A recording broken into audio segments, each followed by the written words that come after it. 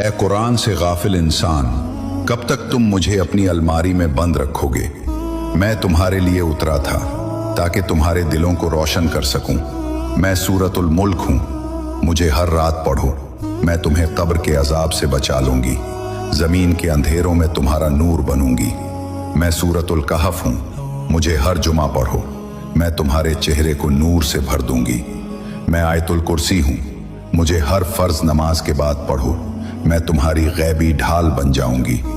میں سورۃ البقرہ ہوں، مجھے اپنے گھر میں پڑھو، میں شیطان کو باہر نکال دوں گی اور تمہارے گھر کی محافظ بن جاؤں گی۔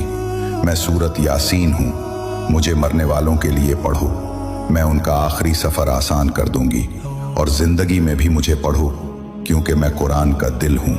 اے آدم کے بیٹے، اگر تم نے مجھے پڑھا ہوتا تو میں تمہارے حق میں گواہی دیتا اور آسمانوں میں تمہارا نام